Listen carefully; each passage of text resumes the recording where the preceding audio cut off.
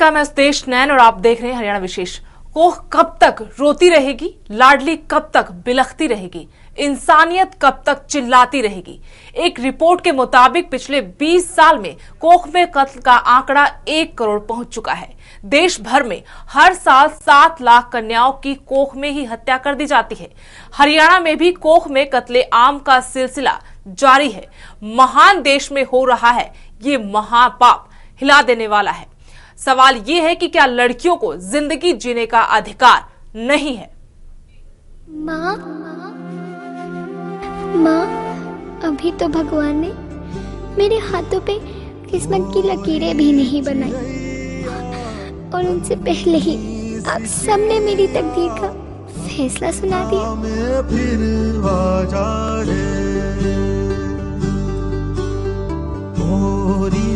चिड़ैया नन्ही सी चिड़िया अंगना में फिर आ जा रे।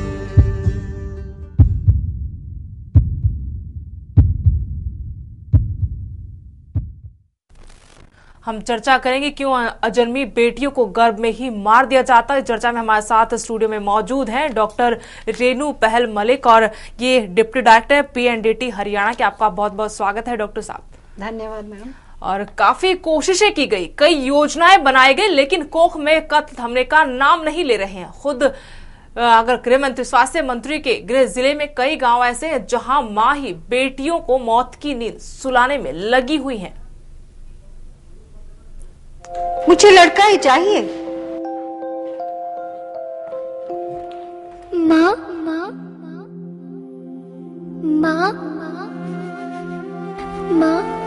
अभी तो भगवान ने मेरे हाथों पे किस्मत की लकीरें भी नहीं बनाई और उनसे पहले ही आप सबने मेरी तकदीर का फैसला सुना दिया।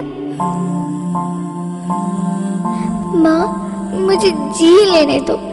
अपनी कसम, मैं आपको कभी तंग नहीं करूंगी। माँ, मेरी स्कूल फीस की चिंता मत करना। मैं भैया की किताबों से अपने आप ही पढ़ लिख जाऊंगी। और हाँ, पापा से कहना मेरे दहेज की चिंता ना करे। मैं आपके साथ रहकर आपके बुढ़ापे का सहारा बनूंगी।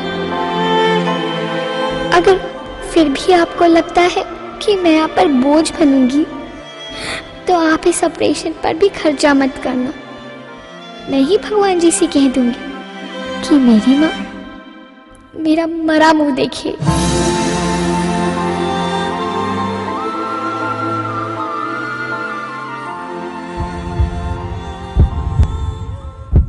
ये हकीकत है आज की जिंदगी की।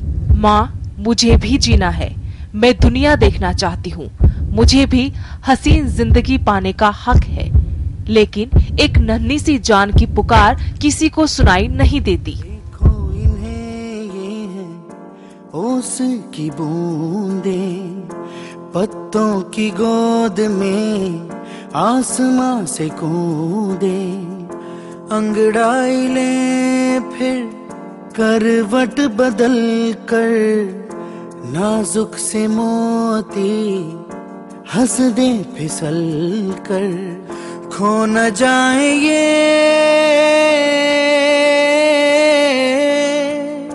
तारे जमीन पर। कोख में पलती इस बच्ची की सुपारी माँ बाप डॉक्टर को दे देते हैं। ऑपरेशन के औजारों से इस नन्ही सी जान को काट दिया जाता है। लहूलुहान वो बच्ची रोती है, चिल्लाती है,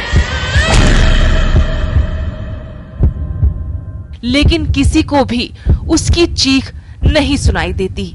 मौत की इस किलकारी पर यहाँ सब मौन हैं। न बाप रोता है, न ही माँ का कलेजा फटता है। ये सच्चाई है बेटियों के दर्द की। आज वो गुहार लगाती है, इस दुनिया में बुलाने की फरियाद करती है, लेकिन शायद अब तो बेटियों को बोझ समझा जाता है।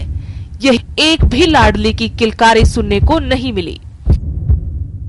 CMO के मुताबिक बेटे की चाहत में लोग बेटियों का कोख में ही कत्ल कर देते हैं।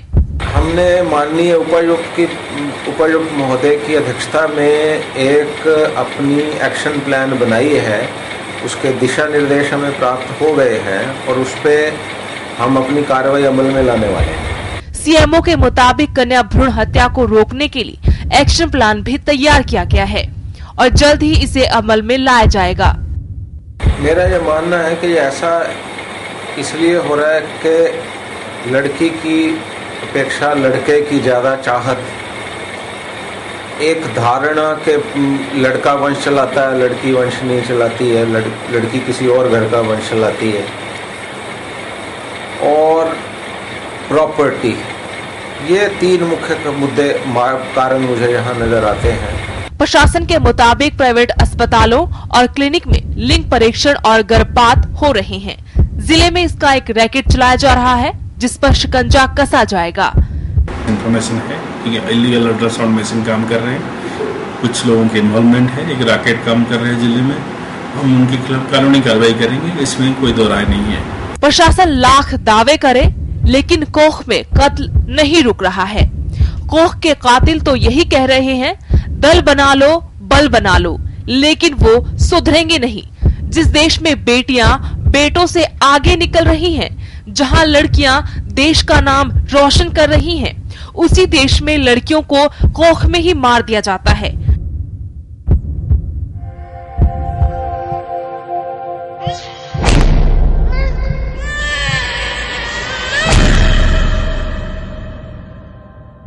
उनकी मौत पर न तो बाप बिलखता है और न ही माँ की ममता जागती है। सवाल ये है कि महान देश में महापाप कब तक, कोख में कन्याओं का कत्ल कब तक? धुआं ही धुआं है हर तरफ, मौत का कुआं है हर तरफ। धुंध में खो रही जिंदगी, गमों के बादलों का है घेरा। नई नस्ल नष्ट हो रही, भविष्य है सिर्फ अंधेरा। फुट रहा दम मासूमों का, झुलस रहा तन मासूमों का। आग के शोले इन्हें पकड़ रहे, प्रदूषण के पंजे इन्हें जकड़ रहे। इस आग को ना भड़कने दो, ये आग फैली तो उठेगा धुआं ही, मिलेगी राख ही। एवं तहलका हरियाणा के लिए नानोल से सुभाष यादव की रिपोर्ट।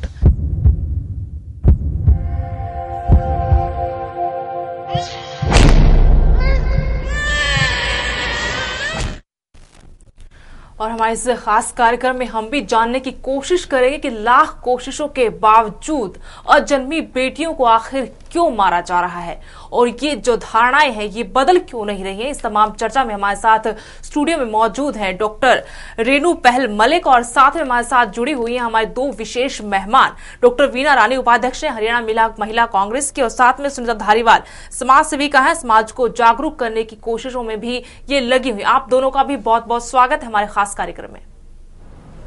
सबसे पहले सुनीता जी आपसे शुरुआत करना चाहते हैं। सवाल ये देश की विडंबना है, लाख कोशिशों के बाद कन्या भ्रूण हत्या पर लगाम हम क्यों नहीं लगा पाए? सबके जहन में यही सवाल है। हम लाख कोशिश करें, आगे बढ़ चुके, आधुनिकता के दौर में जी रहे हैं, लेकिन जब कन्याओं की बात आती, कन्या भ्रूण हत्या की बात आती है तो हम कई सदी पीछे चले जाते हैं। लेकिन क्यों? सुदेश, आप बिल्कुल ठीक कह रही हैं। मैं इसका सामाजिक पक्ष जरूर रखना चाहूँगी। देखिए, हरियाणा प्रदेश में महिलाओं का, बेटियों का जन्म कभी उत्सव रहा ही नहीं। चाहे हमारे लोकगीत हों, हमने लोकगीतों में भी कहा है कि जिस दिन लाडो तेरा जन्म होया था, हो ये बजर की रात, 100 लाख दिए लाडो चसे धरे थे, फिर भी अंधेरी रात। तो बेटियों का जन्म तो कभी उत्सव हुआ ही नहीं। लेकिन अगर मैं सामाजिक तौर पे बताऊं आपको, तो आदिकाल से भी, क्योंकि जो महिला है उसको एक उत्पादकता की नजर से देखा गया है। जब महिला का शारीरिक क्षमता, बायोलॉजिकली जो महिला कमतरी है पुरुषों से, वही उसकी जान की दुश्मन है। उसी ने उसको अधिकार स्थापित करने का मौका दे दिया। पहले महिलाओं को इसलिए ज्यादा उनका मार दिया जाता था कि वो खेती नहीं कर सकती थी, वो शिकार नहीं कर सकती थी।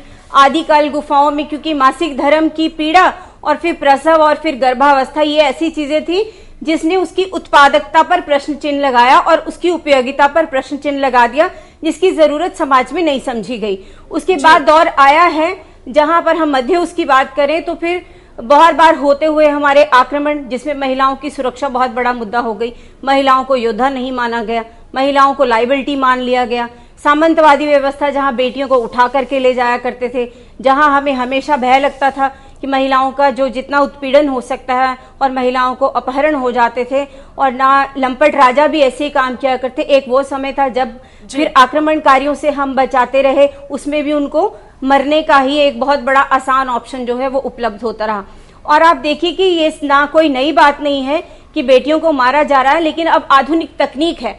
मैं पुराने जमाने की यदि मैं बात करूं तो बहुत ज्यादा समय भी नहीं बीता है। मैंने बहुत पुरानी बुजुर्ग दाइयों से कभी मैं बात करती रही हूं, उनमें से आप सोच करके हैरान होंगी कि हमारे ही देश में, हमारे प्रदेश में भी बेटियों को पहले, अब तो जन्म से पहले मारते हैं, पहले जन्म होते ही मार देते थे।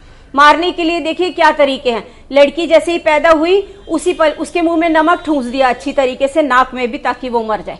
उसका गला दबा दिया। आज भी बेटियों को जब किसी को डांटते हैं तो ये बोलते हैं तेरी गिट्टी दाब दिया, तेरा गुट्ठा गले में तेरा गुट्ठा दे दिया, तो दबा कर भी उसको मार दिया जाता था।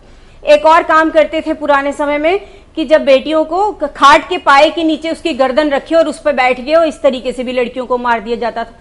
लेकिन छोटी बच्चियों को सवाल वही रह जाता है कि लेकिन धारणाएं बदली क्यों नहीं? बिल्कुल है ना, कि आज जहां समाज आधुनिक है, पुरानी जैसी व्यवस्था नहीं रह गई है, लेकिन हमने समाज ने ऐसी रचना कर दी है कि पहले से भी बदतर स्थिति हमने खुद बना ली। जी जी, आज समस्याएं बदल गई हैं। दहेज के साथ है, महिला उत्पीड़न है, उसके साथ सेक्सुअल हैरेसमेंट है, उसके साथ बलात्कार है, और उसकी हमेशा सुरक्षा की चिंता है, वो लाइबिलिटी है, वो खर्चे का घर है हमारे समाज के लिए, और बहुत सारी ऐसी चीजें जिसे समाज ने ही जन्म दिया है। और आखिरकार के ये सोचा जाने लगा कि बेटी तो होनी ही नहीं चाहिए, और जिसके बेटी है वो 100 दुखी, जिसके बेटा है वो 100 सुखी।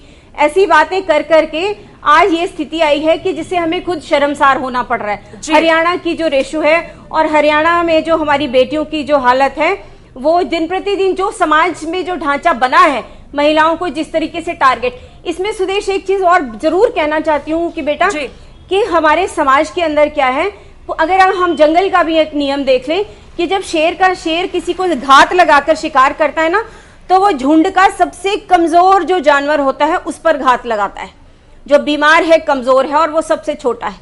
अगर इस समाज को मैं जंगल की तरह देखूं तो महिलाएं जो हैं वो उस शिकार का आसान टारगेट हैं, और बच्चे भी उसका आसान टारगेट हैं। तो इस तरीके से जो आसान टारगेट हैं वो महिलाएं हैं, और इसमें बड़ी दुखद बात है कि महिलाओं की भागीदारी बच्चियों को खत्म करने में भी बहुत बड़ी है।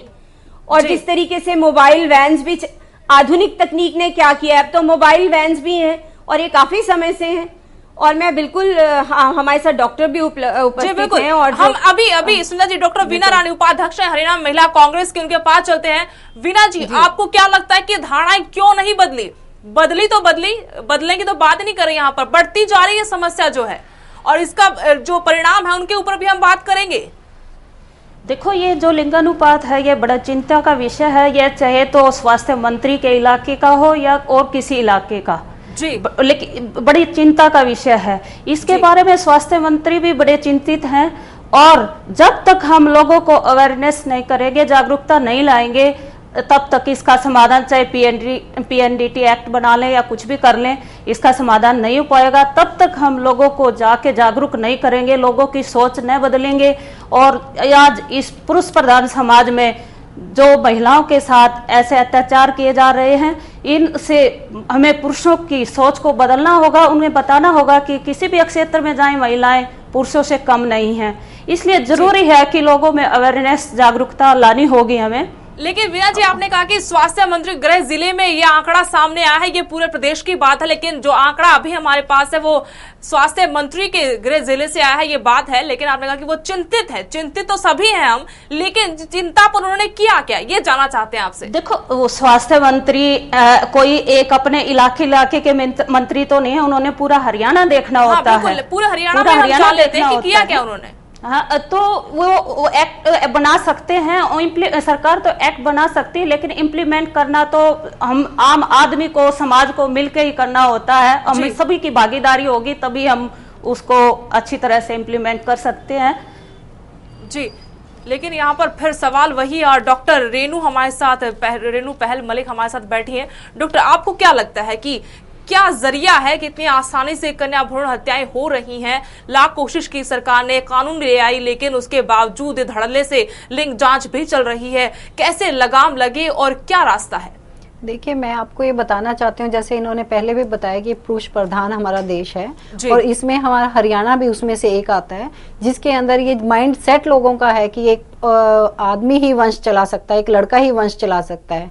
जबकि इन चीजों के लिए अगर कोई किसी मेडिकल टेक्निक है, उसके लिए अगर कोई करवाने जाएगा नहीं जब तक टेस्ट, क्योंकि उसके सर्कमस्टेंसेस ऐसे बना दिए जाते हैं औरत के कि वो फोर्सफुली उसको वो टेस्ट कराना पड़ता है। क्योंकि ज्यादातर हम देखते हैं, हम सब महिलाएं हैं, हम ये काम चाहते नहीं करवाना, लेकिन हमें ऐसे प्रेशराइज किया जाता है सर्कमस्टेंसेस में कि हम चाहते हैं कि हमारे घर लड़की ना हो, क्योंकि ये पुरुष प्रधान देश है। वो हमारे ऊपर वही थोपना चाहते हैं कि पुरुष लड़का ही पैदा होना चाहिए, वंश उसी से चलता है। घर में जब तक चिराग नहीं होगा, माँ बाप की अर्थी को कौन आग लगाएगा, मतलब ये बुढ़ापे का सहारा कौन बनेगा, ये सब चीजों के लिए। लेकिन मैं आपको ये भी बताना चाहती हूँ कि जो मेडिकल टेक्निक्स हमारी जितनी भी चली हैं, उसके हमें बहुत ज्यादा फायदे हुए हैं, लेकिन 1-2% लोग हैं जहाँ पे ये मिसयूज भी हो रहा है, जिसकी वजह से ये सारा ढांचा जिसके ऊपर थोप दिया गया है कि हेल्थ डिपार्टमेंट या डॉक्टर्स हैं जो ये गलत काम करते हैं। पर दूसरी तरफ अगर हम देखें कि अगर एक महिला टेस्ट कराने नहीं जाएगी तो डॉक्टर टेस्ट किसका करेगा? तो ये हमारी सबकी सोच है, ये इसमें हम सबकी भागीदारी है। मैं ये नहीं कहना चाहती इसमें अकेला डॉक्टर है, ये सारा समाज है, समाज के हम सब हिस्सेदार हैं, जिसमें कि हम महिला, पुरुष या हम जितने भी सरकारी, गैर सरकारी या मिनिस्टर्स हैं, जितने भी हैं। हालांकि मैं ये कहना चाहूंगी कि जो आप आंकड़ा भी बता रहे हैं कि माननीय हेल्थ मिनिस्टर साहब के जिले का जो आंकड़ा आप बता रहे हैं, तो इसमें हमारे जो आंकड़े हैं वो 2 प्रकार के होते हैं। एक ANM का डाटा होता है और एक हमारा सिविल रजिस्ट्रेशन सिस्टम होता है। अब हमें ये चेक करना होगा या वेरीफाई करना होगा कि ये जब ये चीज वहां प्रदर्शित की गई है उसको किस आंकड़े के ऊपर दर्शाया गया है। तो जो ANM का डाटा होता है, ये हमें उससे वेरीफाई करना चाहिए कि उस जिले में अगर 25 महिलाएं थी, अगर 25 प्रेग्नेंट लेडीज थी और 25 के अगर बच्चे हुए हैं, तो उसमें कितने लड़के और कितनी लड़कियां हुई हैं। अगर ये सिर्फ CRS डाटा लिया गया होगा, तो CRS डाटा के अंदर क्या होता है कि जहां पे डिलीवरी होती है, क्योंकि ज्यादातर लोग आपने देखा होगा कि आजकल लोगों में अवेयरनेस आने के बाद से वो सारी अपने अस्पताल में डिलीवरी कराते हैं। तो जिस जगह पे डिलीवरी कराई गई है, तो CRS डाटा उसके ऊपर बेस होता है। लाइक अगर एक गाँव में 25 महिलाएं प्रेग्नेंट थी, जो ANM डाटा वो 25 महिलाओं के बारे में बताएगा कि कहाँ पे कितने लड़के और कितनी लड़कियां हुई, चाहे डिलीवरी किसी भी जगह पे हो। लेकिन एक CRS डाटा है, उसके अंदर अगर हम कहें कि बरवाला के अंदर 25 महिलाएं थी, लेकिन उसकी अगर 25 की डिलीवरी पंचकुला में हो गई, तो वहां पे अगर वो लड़कियां या लड़के जितने भी हैं वो पंचकुला में काउंट किए जाएंगे, ना कि बरवाला में। तो मैं आपको ये बताना चाहती हूँ कि हमें इस तथ्य को एक बार देखना पड़ेगा। लेकिन CMO साहब जो हमने रिपोर्ट दिखा, इस पर मुहर लगा रहे हैं, तो एक बात तो ये है, तथ्य को वो